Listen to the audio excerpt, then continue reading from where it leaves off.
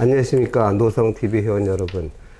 오늘은 노동이 존중받는 사회 구현에 앞장서고 있는 우리 노사정책실의 이현옥 실장을 모시고 노동정책 전반에 대한 얘기를 좀 공부를 하도록 하겠습니다. 대담에 앞서서 이현옥 실장님을 간략히 소개를 해드리면 이 실장님은 42회 행정고시로 공직에 입문을 하셨고요. 청년고용정책관, 그리고 대전지방노동청장, 그리고 기획실 총괄한 정책기획국장을 이렇게 하셨습니다. 그리고 처음이죠. 그 노사정책실 여성 노사정책실장은 네, 맞습니다. 처음이죠. 처음입니다. 네.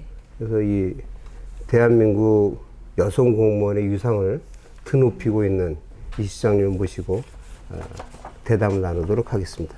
우리 노성TV 회원 여러분께 잠시 인사 한 말씀 간단히 해주시죠. 안녕하세요. 노동정책실장 이현옥입니다. 반갑습니다. 공무원들은 되게 이렇게 인사를 아주 심플하게 합니다. 네. 자, 그럼 본격적으로 대담에 들어갈게요. 먼저 이제 이재명 정부가 출범하고 우리 김영훈 장관께서 오신 지가 한 1년 다 돼가는 것 같아요. 그죠? 네, 7월에 오셨으니까. 예. 지난 1년간의 노동 정책 전체적으로 간략하게 성과 그리고 아쉬운 점 이런 것들을 좀 간략하게 소개를 해 주시죠. 네. 새 정부 출범하고 1년 정도 돼 가는데요.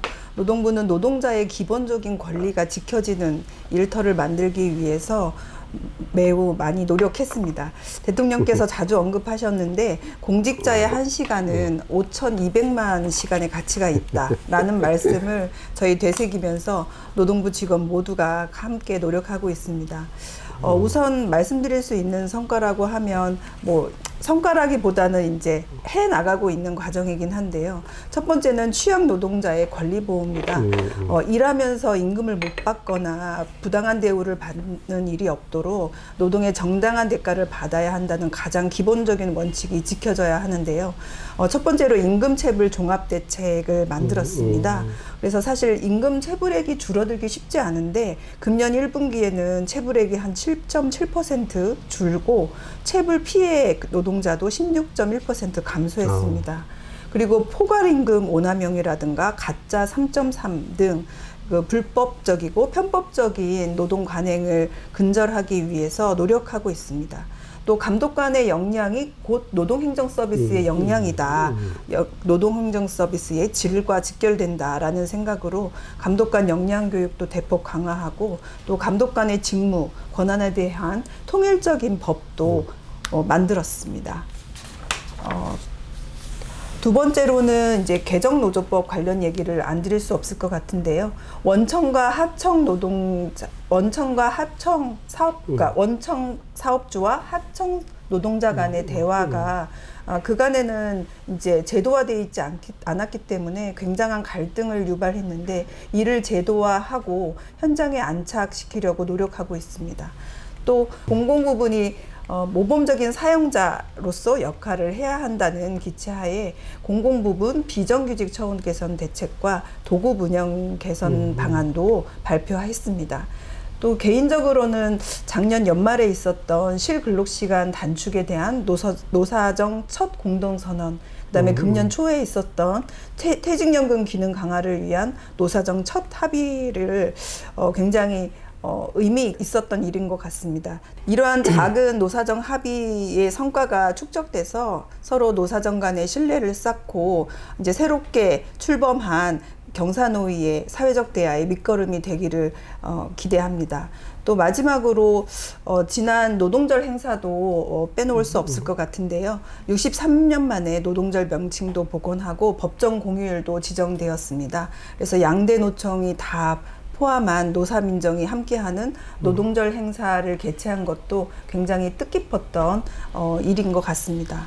아쉬움, 너무 자랑만 많이 한 것 같은데요. 아쉬운 부분도 물론 있습니다. 특히 일하는 사람 권리 기본법을 저희가 굉장히 중요한 입법으로 여기고 있는데 또 실근로시간 단축 지원법 등 몇 가지 주요 법안이 아직 통과되지 못했습니다. 그래서 그런 것들이 조금 아쉽습니다. 그래요. 그런 건 이제 좀 이따 다시 한번 또 질문을 드리도록 하고. 네.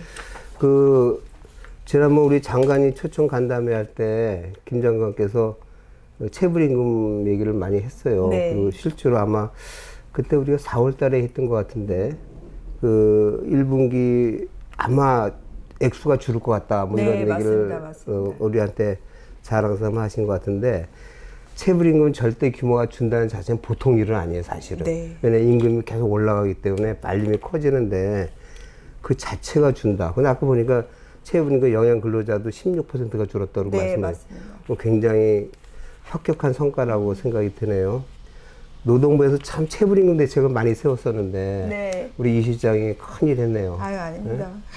축하드리고. 전국의 근로감독관이 다 같이 노력한 결과고요. 근데 이게 이제 지속되는 게 관건이기 때문에 예, 열심히 노력하고 있습니다. 사실은 올해 뭐 일부 몇몇 산업이나 대형 업체는 잘 나가지만 경기 안 좋다고 지금 네. 걱정을 많이 하는데 그 와중에서 체불임금이 줄었다는 것은 참 보통 성과가 아닌 것 같다 생각이 들어서 다시 한번 노고에 감사를 드리고 이제 본격적으로 그러면 좀 질문을 드리도록 할게요. 이제 노란봉투 얘기를 하셨는데 최근에 보니까 신문 보도에 따르면 교섭단위 분리 신청이 많이 늘고 있다 뭐 이런 얘기들이 네, 좀 네. 나오더라고요. 근데 그 예상보다는 걱정한 것보다는 좀 생각 덜하다. 네. 뭐 시끄러운 것도 그렇고 노동 분쟁도 그렇고 여러 가지 좀 생각보다는 안정적인 국면을 갖다라고 그렇게 평가를 하는 것 같은데 노동부도 그렇게 보시는지 또 최근에 이 노란봉투비 시행 과정에서 그렇게 회원들에게 한번 알려주고 싶은 네. 어떤 변화사항이나 진행사항 뭐 이런 것도 좀 알려주시고 전체적인 평가는 어떻게 하시는지 궁금하네요. 그 말씀 주신 것처럼 많은 우려 또 과도한 기대 이게 상충돼 있었기 때문에 걱정들을 많이 하셨는데 저희 판단으로는 법 제도화된 대로 그래도 무난하게 안착되고 있는 과정이다라고 평가하고 있습니다. 법 시행 직후에 굉장히 많은 교섭 요구가 들어와서 다들 놀라셨을 텐데 하지만 이제 이건 미리 이제 준비하고 있던 하청 노조가 법 시행과 동시에 이제 이 교섭 요구를 해서 그렇고요. 그 이후에는 증가세가 이렇게 둔화됐습니다. 그래서 6월 5일 기준으로는 원청 기준으로는 431개 그다음에 하청 기준으로는 1137개 하청 노조가 교섭을 요구했고요. 뭐 언론에서 얘기한 것처럼 한 원청사가 수천 개 계속 뭐 교섭만 한다. 이런 1년 내내 교섭한다는 네, 얘기들. 1년 네. 내내 교섭한다. 네, 네. 이런 일은 이루어질 것 같지는 않습니다.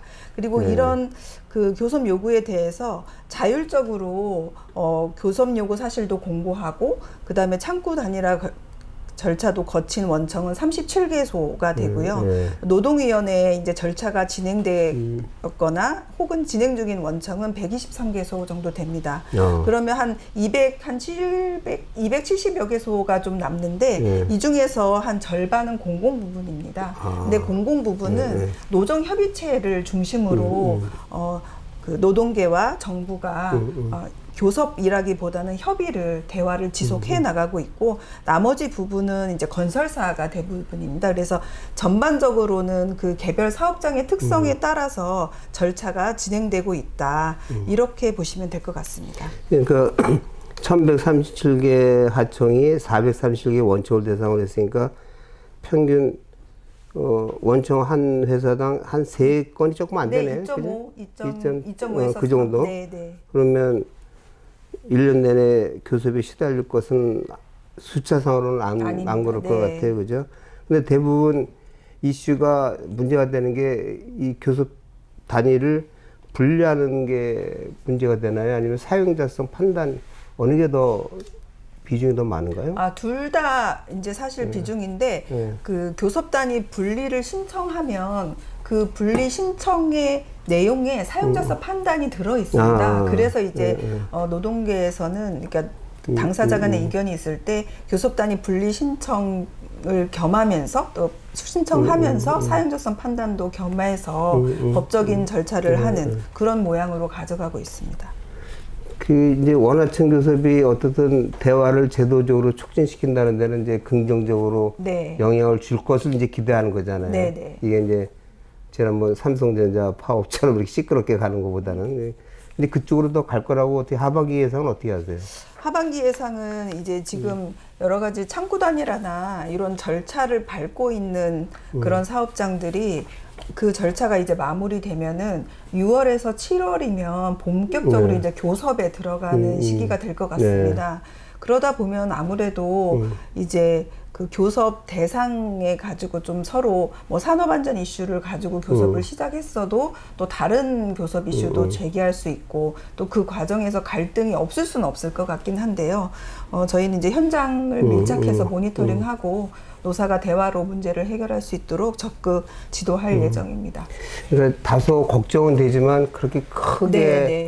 뭐 시끄러울 것 같지는 않다. 산업 현장에 혼란스러울 것 같지는 않다. 이런 네, 게 우리 이 시장의 판단이신 네, 거죠? 네. 네, 알겠습니다. 그 조금 전에도 그 공공부문의 노정협의체 얘기를 하셨는데 네. 이 공공부문이 사용자를 특정하기가 좀 어려운 경우가 많잖아요. 그죠? 네, 맞습니다. 그래서 그런 차원에서 노정협의체를 언급하신 것 같은데 돌봄 종사자 관련 노정협의체가 3월 달에 만들어졌더라고요. 네. 예. 그거 지금 이 만들어진 배경, 뭐 그다음에 진행 상황, 뭐 이런 거 좀 간략하게 소개 좀 해주시죠. 예. 아마 처음 듣는 분들 많을 것 같아요. 예. 그 개정노조법이 시행되면서 공공부문에 대해서 걱정을 되게 많이 하셨어요. 많은 분들이.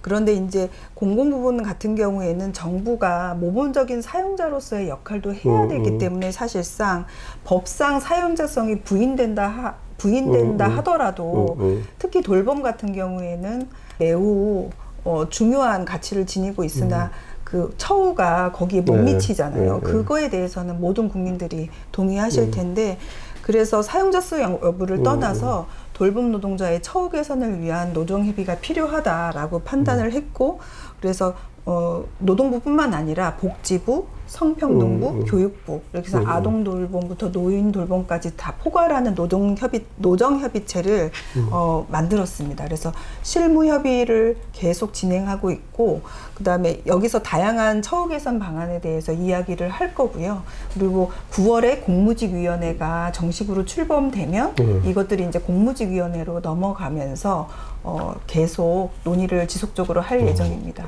그러면 노정협의체가 9월달 공무직위원회하고 어떻게 이렇게 발전된다는 뜻인가요? 네. 잘 모르겠네요. 지금의 노정협의체는 노조법 2조를 시행을 계기로 임의적으로 만든 거고요. 네. 공무직위원회는 법으로 제도화된 공무직위원회니까 그 전 단계에서 논의하다가 이제 공무직위원회가 이제 정식으로 출범하면 그 안에서 계속 그렇습니까? 논의를 해가는 거죠. 그럼 공무직위원회는 법적 근거가 어디에 있는 거예요? 공무직위원회 관련 법을 새로 만들었습니다. 작년에요? 네네. 그래서 그거를 가을에 이제 맞습니다. 9월에 시행됩니다. 그럼 그 공무직위원회는 어떻게 구성을 하는 거예요? 공무직위원회는 이제 공무직 우리가 흔히 아는 공공부문의 이제 공무원이 아닌 그다음에 이제 과거에 비정규직의 정규직화 공무원 직원들, 직원들 종사자들, 종사자들뿐만 아니라 공공부문의 도급 근로자 그다음에 그 공기업의 그 하도급 근로자가 포괄하는 기간제 정규직을 포괄하는 굉장히 큰 범위고요. 그거는 이제 법을 만드는데 국조실장이 위원장이 되고 노동부 차관이 간사가 되고 관계부처가 다 들어오는 이제 위원회입니다. 과거에 문재인 정부 때 공무직위원회가 3년간 이제 운영되고 없어졌는데 그거를 다시 이제 회복하면서 좀 발전적인 모양으로 만들게 됩니다. 그러면 이제 전체적인 느낌이 이재명 정부 들어서 이 공공부문에 종사하는 그 비정규직이랄지 또는 뭐 여러 관계된 분들이 처우나 뭐 이 보이스나 이런 거를 굉장히 많이 그 좀 보완하고 발전시키려는 태도가 이렇게 보이는 것 같아요. 맞습니다. 과거에 이제 문재인 정부 때는 공무직위원회가 이제 비정규직의 정규직화하고 처우 개선에 집중했다면 이제는 실질적으로 노정 협의를 공무직위원회 틀 안에서 법적 틀 안에서 안정적으로 해 나갈 수 있는 제도화돼서 노동이 존중받는 사회를 이렇게 맞습니다. 보여주는 아주 전형적인 예가 같으네요. 네, 맞습니다. 그 일이 많으시겠네, 생각보다. 네, 공무직위원회가 굉장히 그러니까. 큰 일이고요. 예. 또 과거에 비해서 관계부처도 굉장히 적극적으로 나서고 있습니다. 그러시구나. 그럼 결국 이제 예산 지원이 가장 핵심이겠네요. 네, 이제 여기서 공무직위원회나 지금 노정협의체에서 논의된 것들이 실질적으로 처우 개선 예산으로 반영돼야 효능감이 있는 거니까 그게 제일 중요하죠. 그러니까 알겠습니다. 그러면 지난 4월 달에 그 발표했던 공공부문 비정규직 처우 개선 대책, 또 공공부문의 도급 운영 개선 방안, 이게 이제 우리 실장님 아까 조금 전에 말씀하신 게 다 녹아져 있는 것 같긴 한데, 네. 요거의 주요 특징만 좀 간략히 소개해 주시죠. 네. 우선 비정규직 노동자 대책 중에서 가장 특징적인 것은 공정수당과 적정임금입니다. 아, 이제 공정수당 개념은 좀 생소하실 텐데, 과거에 대통령께서 그 경기도에서 하신 공정수당하고 비슷한 설계인데요. 예. 1년 미만 기간제, 그러니까 고용이 안정되지 못한 노동자한테 고용 불안에 대한 일정 부분의 보상, 그 다음에 기간제 노동자의 노동 가치를 제대로 조금 그 보상해주자라는 차원에서 만든 거고, 또 1년 미만 그 노동자에 대해서는 퇴직금이 적용이 아직 안 그렇죠. 되잖아요. 근데 국정과제에 들어있긴 합니다. 그래서 공공 부분에서 먼저 좀 이행해보자라는 취지가 다 같이 있습니다. 그래서 기간에 따라서 8.5%에서 10% 정도 임금의 그 정도의 것을 퇴직할 때 이제 일시금으로 드리는 거고, 적정임금은 뭐 대통령께서 국무회의 때 왜 공공 부분은 사람을 쓰면 다 최저임금으로 사용하냐, 고용하냐라고 지적하신 바가 있습니다. 그래서 공공 부분의 비정규직은 최저임금 수준을 최저임금의 118% 정도로 올려주자라고 해서 이제 임금 수준을 올리는 것을 적정임금이라고 붙였고요. 그래서 이것을 내년도 예산에 이제 반영하는 것을 작업하고 있습니다.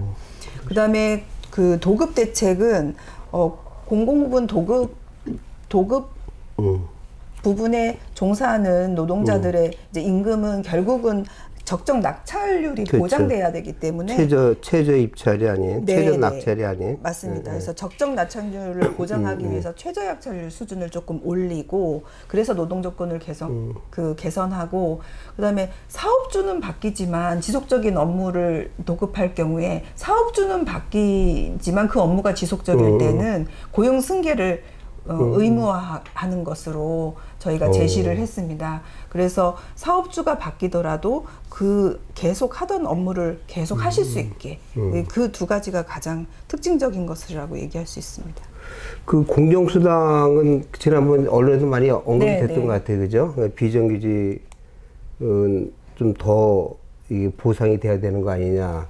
근데 그 중에 이제 그 얘기 중에 나온 것 중에 하나 보면 최근에 비정규직이 많이 증가했다. 기간제 근로자가 많이 증가, 뭐 530만 명? 네, 나왔었잖아요.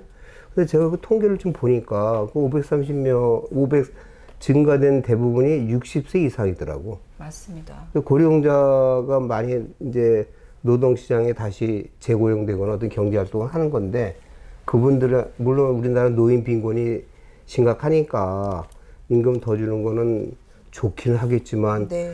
굳이 그렇게까지 또 많이 줘가지고 이 예산을 거기다 투입하는 게 맞나, 이런 좀 고민도 들더라고요. 저도 뭐 고령자이긴 하지만. 근데 이제 그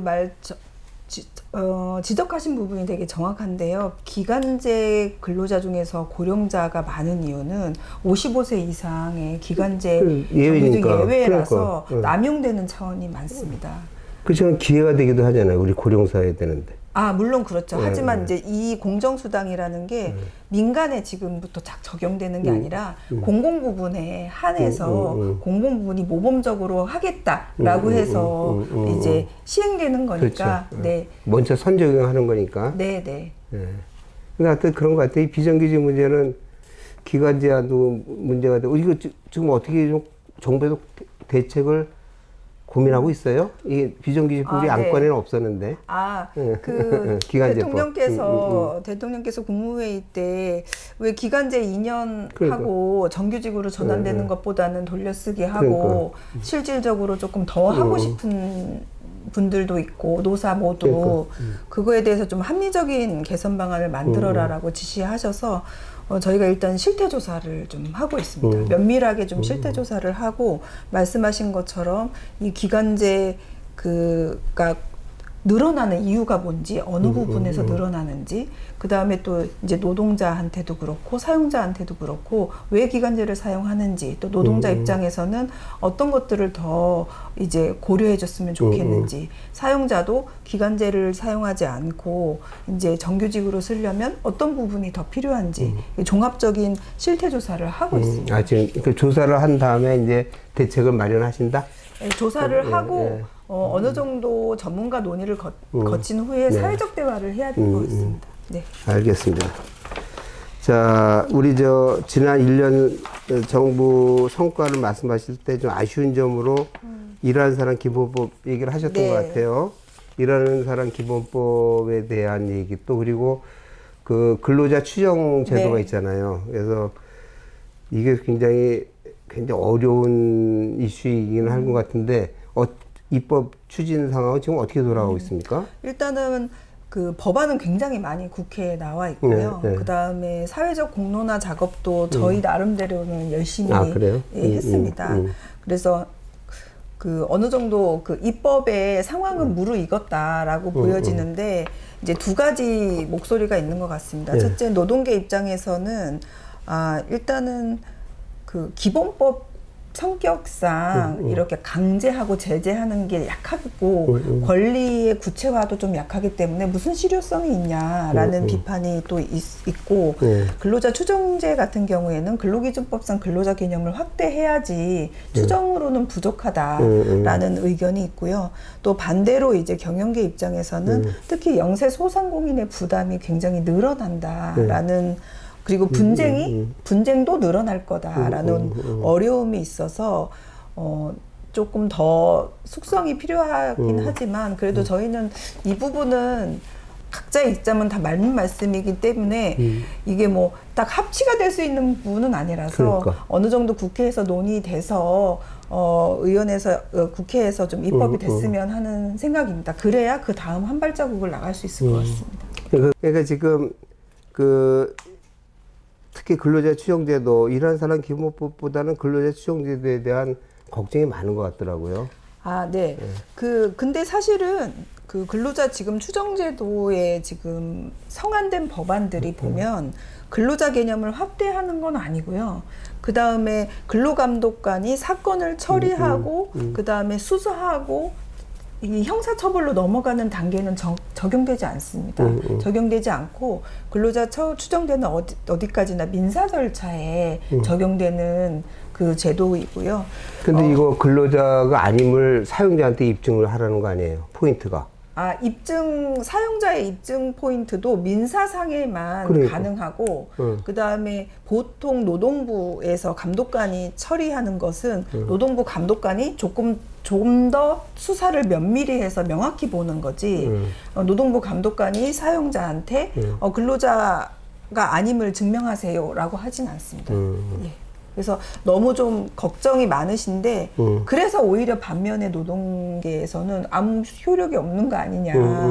그게 민사가 중요한 게 아니라 노동감독관 그 절차부터 추정이 돼야 효능성감이 있다라고 오히려 또 반문하시기 때문에 그렇게 좀 많이 걱정 안 하셔도 될 것 같긴 한데 그래도 어쨌든 사업주 입장에서는 이제 부담이 심리적으로 일단 부담되고 그 분쟁이 늘어날까봐 뭐 예를 들어 그냥 그 근로자 아닌 것으로 계약해서 다 계약 관계가 종료됐는데 갑자기 퇴직금 달라 뭐 이런 분쟁이 있을까봐 염려는 많이 하시는 것 같습니다. 이게 국정과제에 들어있나요? 네, 들어있습니다. 두 가지 다. 예, 그렇습니다. 일하는 사람 기본말 근로자 추정제도. 네, 네. 이게 대통령 선거 공약인가요? 네, 맞습니다. 네. 그럼 확인해야 되겠네요. 전 잘 될 거라고 기대하고 있습니다. 어디까지나 편법적인 것을 막자라는 겁니다. 지금은 계약의 형식은 근로자가 아닌데 노동자가 아닌데 계약의 내용이 노동자인 경우에 지금도 가짜 3점짜리에서 하듯이 그거 하잖아요, 예, 그것을 조금 더 명확하게 절차적으로 법에 담는 거지 근로자가 노동자가 아닌 분을 근로기준법상 노동자가 아닌 분을 노동자로 바꾸는 그런 건 아닙니다. 알겠습니다. 본질을 건드리는 법안은 아닙니다. 알겠습니다. 아까도 우리 1년간 지난 성과 얘기할 때도 포괄임금 원하명 네. 방지 지침 얘기를 해주셨어요. 그리고 포괄임금 제도를 지금 여러 군데서 얘기를 하고 있는 것 같은데 여기에 네. 대해서 지금 노동부의 대처나 상황은 어떻게 보고 계세요? 네. 지난번에 아까도 말씀드렸던 실노동시간 단축 로드맵 때 노사정이 포괄임금 오남용에 대해서 다행히 이제 합의를 해주셨습니다. 근데 이제 약간 그 포괄임금이 지금 법에 있는 제도가 아니라 판례상 그러니까. 일부 네. 인정되는 거라서 포괄임금 오남용 자체를 법에 이제 규정을 하고 그리고 이제 감독도 강화하고 이런 내용인데 법 이전에 이미 현행법으로도 판례와 현행법으로도 포괄임금 오남용은 방지할 수 있습니다. 그래서 저희가 방지 지도 지침을 우선 만들었고요. 그 방지 지도 지침에 따라서 포괄임금 계약을 했다는 이유만으로 훨씬 넘는 노동을 했음에도 대가를 받지 못하는 것은 저희가 강력하게 감독을 하고 있습니다. 또 이게 재직 중인 노동자는 사실은 노동청에다가 신고나 진정을 제기하기 어렵기 때문에 익명신고센터도 운영하고 있고요. 또 권역별로 릴레이 기획감독도 하고 있습니다. 이제 최근에 이제 구로 가산 디지털 단지 그쪽에 IT 업계를 중심으로 포괄임금 오남용이 좀 있어서 또 익명신고도 실제 들어왔고요. 아, 그래요? 예. 그래서 이제 기획 감독을 했고 그 다음에도 이게 예정이 돼 있습니다. 근데 또 사업주분들도 사실은 임금 체계를 바꾸거나 이런 게 어려움을 많이 느끼시기 때문에 저희가 일터혁신 상생 컨설팅을 통해서 임금 체계 개편하는 것도 지원해드리고 있고 또 민간 HR 플랫폼을 이용해서 손쉽게 노무 관리를 하실 수도 있는데 그 민간 플랫폼을 활용하실 때 드는 비용도 저희가 지원하는 내용들이 있습니다. 그래서 감독과 홍보와 지원 이 세 가지를 균형적으로 다 같이 하고 있습니다. 그 포괄임금 그 지침의 내용은 후속적으로 예를 들어 서비스를 받으려면 뭐 어디 노동 홈페이지 들어가면 돼요? 네? 네, 저희가 그 일터혁신 컨설팅 같은 경우에는 노사발전재단이 하고 있어요. 노사발전재단 홈페이지나 또 고용노동부의 홈페이지에 가시면 정보를 받으실 수 있습니다. 오케이, 알겠습니다. 어떤 지금 포괄임금 문제는 오남용 방지는 굉장히 중요한 거니까 그렇게 잘 될 거라고 생각이 되네요. 이건 좀 어려운 문제일 것 같은데 지금 우리 양극화 문제가 굉장히 심각하잖아요. 네. 그리고 점점 더 심해지고 있고 최근에 그 하이닉스하고 삼성전자 때문에 돈 잘 버는 친구들이 또 이 성과급까지 받아가지고 양극화를 심화시키고 있다라는 걱정도 많은데 이 양극화 문제 또 노동시장의 이중구조 구조 개선 문제, 해소 문제, 완화 문제 네. 이런 건 지금 어떻게 실장님 풀고 계세요? 풀어나가고 계세요? 사실 양극화 노동시간의 그 노동시장의 격차 이 문제는 사실은 모든 문제가 결합된 네. 굉장히 어려운 문제인데요. 그래도 구체적으로 하나씩 이렇게 노력하다 보면은 그래도 조금의 실마리가 풀리지 않을까 생각하고 있습니다. 크게 세 가지로 저희가 이제 국정과제와 정책 방향을 잡고 있는데요. 일단은 가장 첫 번째는 이제 개정노조법을 통해서 원하청 간에 이제 대화하도록 하는 것이고요. 두 번째는 이제 동노동임, 동일가치노동, 동일임금 원칙을 이제 구호가 아니라 실제 정책과 제도로 가져가는 것입니다.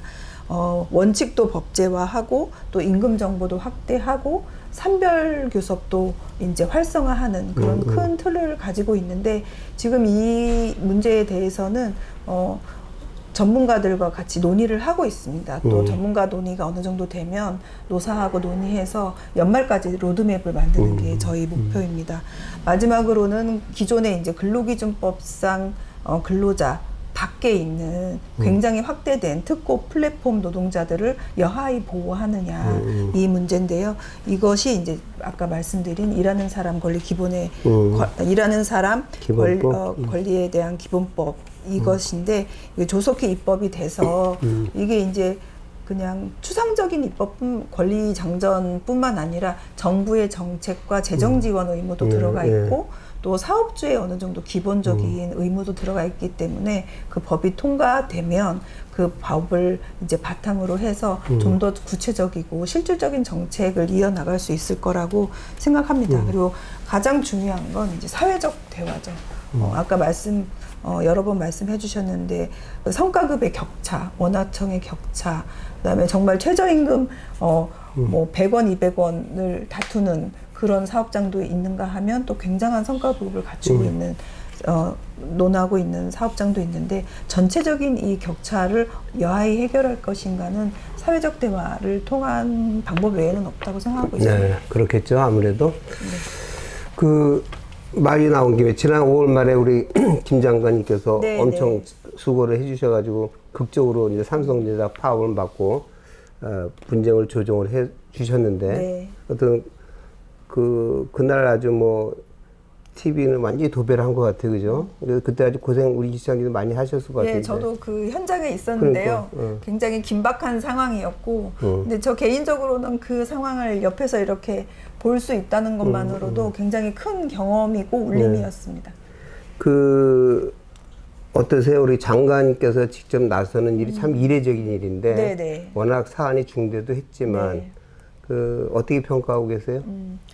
그 개별 사업장의 조정에 대해서 이제 장관이 직접 나서시는 게 말씀 주신 대로 굉장히 이례적인데, 이거는 형식은 개별 사업장이지만 그 삼성전자가 만약에 파업했을 때는 국민 경제 전체에 미치는 영향이 너무 크기 때문에 그 개별 사업장의 문제다라고 치부하기에는 그 이상을 넘어선 사안이었고, 그 다음에 이제 중노위에서 절차대로 사전 조정과 사후 조정이 다 있었습니다. 그러니까. 두 차례나 이제 사후 조정이 있었는데 결렬됐지만 노사 모두 대화의 여지를 열어두고 있었어요. 그래서 그렇기 때문에 대화 의지가 있었기 때문에 이제 장관께서 어디까지나 자율적인 교섭, 노사 모두 대화의 의지가 있는 자율적인 교섭에서 조정의 촉진자로, 대화의 촉진자로 나서신 거기 때문에 뭐 당연히 그거는 노동부의 역할이지 않나라는 생각을 하고 있습니다.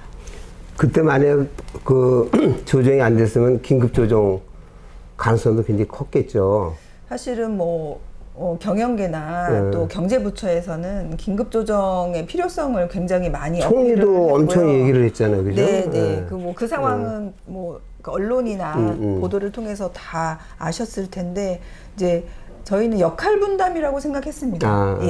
이제 정부에서도 각각 그 산업부는 산업부의 역할, 노동부에는 노동부의 역할이 있는 거고, 이제 총리께서는 그 전체를 아우르시는 건데, 워낙 국민적인 염려가 컸기 때문에 그랬던 거고, 노동부는 그 와중에도 끝까지 대화의 끈을 놓지 않아야 된다. 그게 또 노동부의 사명이다. 그래. 그렇게 생각하고 있습니다. 되게 잘 대처하신 것 같아요. 긴급조정권까지 갔으면 그 여러 가지로 후유증이나 부작용도 많았을 텐데 이 조정으로 딱 끝나서 네.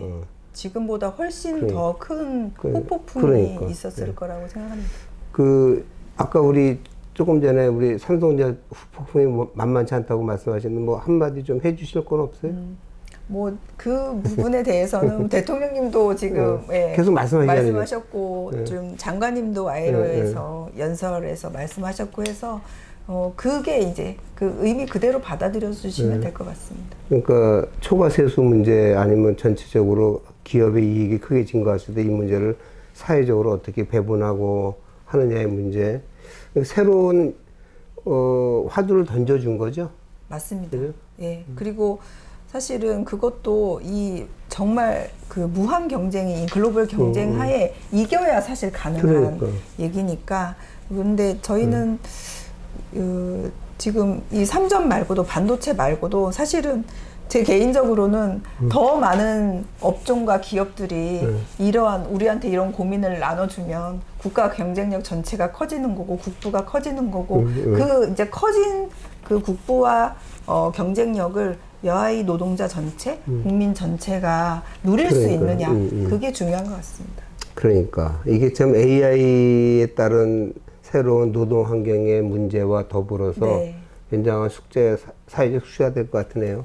우리 노동부에서 잘 미리 대처를 해서 다가오는 미래 사회가 밝고 공정한 사회가 되기를. 많은 지혜를 지도 편달 부탁드립니다. 아, 예, 별 말씀 알겠습니다. 그 두 가지만 더 질문 드리고 대답을 마칠까 하는데, 하나는 아까 이제 근로시간 단축 얘기 하셨잖아요. 네. 뭐 노사정 합의도 있었다고 얘기를 했는데, 실근로시간 단축 문제 이거 지금 어떻게 돌아가고 있어요? 실근로 시간 단축은 그때 노사정 합의 네. 이후에 후속 조치를 네. 저희가 정부가 일방적으로 하는 게 아니라 그 이행단을 또 만들었습니다. 아, 그때 그래. 합의했던 노사 정하고 전문가들하고 네, 네. 지금 그 하나하나 합의한 내용들을 이행 점검을 하고 있고요. 금년도에는 특히 이제 야간 노동에 대해서 집중적으로 같이 예. 연구하고 검토하고 있습니다. 그리고 저희가 주 4.5일제에 대해서 지원하는 사업도 노사정 합의 이후에 올해 신규 사업으로 추진하고 있는데 굉장히 호응이 현장에서 호응이 굉장히 그 좋습니다. 4.5일제 시범 사업이 어느 정도나 지금 하고 있는 기업이 좀 많아지고 있어요? 네네.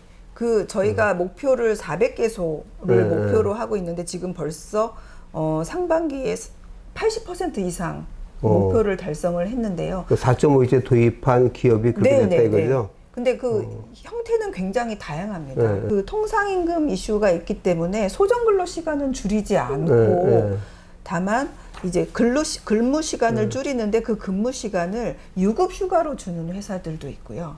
그 사업장에 예, 따라서 또 이제 제조업은 힘들지 않을까 싶은데 제조업이 오히려 좀 더 활발하게 이루어지고 있고 또 제조업 중에서도 사무직과 또 생산직 이렇게 여러 가지 유형이 있고요. 제조업의 이제 생산직은 말씀드린 것처럼 근무 시간을 줄이되 유급휴일. 그 다음에 사무직은 아무래도 근무 시간을 좀 탄력적으로 활용할 수 있으니까 유연 근무를 활용하면서 또 유급휴일 이런 식으로 굉장히 다양한 모델들이 나오고 있습니다. 근데 4.5일제를 선도적으로 추진하는 기업들의 가장 큰 고민은 인력 확보입니다. 이 4.5일제를 도입하게 되면 노사가 합의해서 도입하게 되면 유능한 청년을 채용하는데 굉장히 큰 도움을 얻고 있고 지금 현재 근로자들의 이직률이 현저히 떨어진다고 합니다. 그래서 많은 중소기업에서 관심을 갖고 있습니다. 그러니까 인재 확보 차원에서 네. 기업이 선도적으로 4.5일제를 다양한 방식으로 네. 도입하고 있다. 맞습니다. 그렇게 지금 보고 계시다 이거죠. 네, 네. 그러면 이제 시범 사업을 400개 정도 일단 하는데 80% 달성을 했단 말이죠. 그러면 앞으로는 어떻게 할 거예요? 내년에는 조금 더, 내년 예산에 조금 더 예산을 많이 태울 생각이고요. 그리고 저희가 4.5일제가 국정과제긴 하지만 인위적으로 법정 근로시간을 단축하는 게 아니라 지금처럼 지원하면서 실근로시간을 단축시키는 게 목표이기 때문에 지원에 조금 더 노력을 할 거고, 아무래도 이제 그 작년에 뭐 사망 사고도 많이 있었던 지속적인 야간 노동에 대해서는 조금 더 저희가 제도적으로 접근을 하려고 준비하고 있습니다. 어떻든 실근로시간 단축은 자율적으로 가도록 하는 것이지 뭐 법제화를 고민하는 건 아니죠? 네, 맞습니다. 그런 계획은 아직은 없다 이렇게 이해하면 되는 건가요? 네, 그러니까 인위적으로 법정 근로 시간을 단축시킬 계획은 없다. 알겠습니다. 아까 이제 근로감독관이 완전 열심히 노력해가지고 체불도 줄이고 뭐 이렇게 말씀하셨는데, 근로감독관이 지금 이제 검사의 수사 지휘권, 네. 이게 지금 폐지가 된 거잖아요. 네, 맞습니다. 그죠? 폐지가 되면서 경찰과 달리 이 특법사법 경찰권을 갖고 있는 우리 노동부 근로감독관의 경우는 그 수사 역량이라든가 이런 게 아무래도 공소 유지를 하거나 이러기가 쉽지가 않을 텐데, 그래서 걱정을 많이 하고 있어요. 우리 노동부 출신 선배들도 만나면 그런 얘기를 해요. 근로감독관이 저거 잘할 수 있을까? 저거 걱정이다. 뭐 이런 얘기를 좀 하는데, 여기 좀 어떻게 좀 대처하고 계신지. 물론 거기다 또 우리 손 실장, 기획실장 얘기 들으니까 감독관은 뭐 3,300명이가 새로 뭐 뽑고 이런 상황이라. 네, 맞습니다. 그죠? 그래서 너무 신규로 워낙 대량으로 많은 감독관들을 충원해야 되고 그러다 보면 역량 문제가 굉장히 클 텐데, 더군다나 검찰의 이 검사의 수사지휘권 문제 이런 것까지 또 같이 외부 환경이 안 좋아서 더욱더 어려움이 클 거라고 봐져요. 우리 이제 이 시장님은 이 문제 어떻게 지금 대처하고 계세요? 네, 사실은 저희도 이게 시기가 이렇게 확 당겨질 거라고 예상은 못했는데요. 저희 예상보다는 좀 시기가 빠른 편은 있습니다. 근데 사실은 저희 근로감독관의 역사가 1953년에 근로기준법 제정 시부터 계속 그렇죠. 왔기 때문에 다른 특사경에 비해서 저희 근로감독관은 그동안에 수사 역량이 어느 정도 축적돼 왔다라고 저희가 보여지고 있습니다. 그리고 옛날에 이제 옛날에 근로감독과에서 모든 사건을 다 하던 시대가 아니고 지금은 광역 수사를 또 따로 하기도 하고 사건은 또 따로 하고 체불 사건은 따로 하고 또 사업장 감독을 또 따로 하고 이렇게 어느 정도 분업화되면서 각자의 역량을 좀 키우고 있어서요. 저희가 한번 분석을 한번 해봤는데 24년에 이제 저희가 기소 의견으로 검찰에 송치된 사건이 4만 건 중 됩니다. 이 중에서 그 4만 건 중에서 14,000건이 이제 결과가 저희한테 통보가 왔는데요. 이 중에서 대부분 94.7%는 저희가 기소한 대로 기소가 유지되고 있었고 한 5% 정도만 불기소 처리가 됐는데 그 5% 검찰에서 불기소된 사건도 대부분 검찰에 가서 취하서를 내서 불기소가 된 거지 저희가 기소로 송치한 사건들이 막 뒤집어지는 비율은 굉장히 낮습니다. 그래서 어느 정도 그래도 전문성을 축적해 왔다. 그럼에도 불구하고 사실은 우려가 있는 것도 사실이고 저희가 말씀하신 것처럼 대규모로 이렇게 증원을 하면서 중간 허리, 그 다음에 수사 지휘 체계 이거는 대폭 강화해야 되는 과제를 안고 있습니다. 그래서 저희가 교육도 굉장히 강화하고 있고 단순한 이론 교육, 또 형소법도 이론 교육뿐만 아니라 이제 실무형 그 다음에 현장 실습형, 사례 중심형 교육을 지금 대폭 강화하고 있습니다. 그래서 또 교육 전담 기관도 좀 필요하지 않나라고 해서 추진하고 있습니다. 어쨌든 국민들께서 걱정하지 않으시게 만전을 다해서 준비하에 나가고 있습니다. 네, 잘 준비해 주시기 바라고요. 그러면 아까 이제 일하는 사람 권리기본법하고 이제 근로자 추영제도 그리고 이제 그런 걸 이제 하반기에 추진할 내용이라고 아까 말씀해 주셨고 또 우리 경산의 사회적 대화를 여러 가지로 지원을 하시고 저거 해 주실 텐데 그 외에 혹시 다른 하반기나 내년도에 중점적으로 추진할 뭐 아젠다들이 좀 있습니까? 아니면 지금 말씀해 주신 아젠다가 사실은 가장 크고요. 그리고 이제 좀 한 가지만 더 말씀드린다면 이제 동노동임 관련해서 아까 말씀드린 로드맵 그것들을 어떻게 이제 노사정이 잘 만들어 가서 실행력을 담보할 수 있는 로드맵을 만드느냐. 그 다음에 이제 개정노조법이 이제 올 하반기부터 내년 상반기까지 실질적으로 이제 교섭이 들어갈 때인데 그거 잘 이제 안착시키는 거. 그다음에 공무직위원회 이런 것들을 이제 워낙 많은 그 제도를 지난 1년간 이제 만들고 런칭했는데요. 금년 하반기부터 내년 상반기는 그 제도를 확실히 성과를 내서 노동자들이 현실적으로 피부에 와닿는 변화를 가져오는 것이 중요한 것 같습니다. 알겠습니다. 동일노동 동일임금 문제는 김 장관의 아주 필생의 사업인 것처럼 지나가며 말씀하시더라고요. 아, 네. 그 장관 후보자 시절부터 그러니까 굉장히 강조하셨던 과제 중에 하나입니다. 그래서 저희가 작년에 그 노동부에서 의뢰를 받아가지고 노상 포럼에서 우리 동노동임 문제를 전문가 회의를 여러 차례 했었어요. 그래가지고 그거를 논의 결과를 책자를 만들었는데 그걸 한번 보시면 네. 도움이 되지 않을까 이렇게. 실장님 바빠서 못 보시겠지만. 아니요, 꼭 접독해서 잘 저희 노상 반영하도록 포럼 하겠습니다. 잡지에 작년에 유일하게 한 네. 그 사업이 그거였습니다. 올해는 더 많은 사업 하실 수 있을 것 같아요. 예, 네, 감사드리고요. 어쨌든 끝으로 뭐 우리 이 시장님께서 하시고 싶은 얘기 있으면 마무리 하시죠. 인사도 하시고. 인사를 처음에 시작할 때 인사를 너무 짧게 드려가지고 예. 제가 나름 지난 1년 동안 해왔던 새 정부에서 해왔던 일과 앞으로 할 일에 대해서 말씀드렸는데요. 이 모든 것들이 사실 이 노사공 포럼 회원분들 우리 선배님들의 응원이 절실한 그런 과제입니다. 그래서 많이 지켜봐 주시고 응원해 주시고 또 쓴소리도 언제든지 해주시면은 저희가 잘 새기고 열심히 하도록 하겠습니다.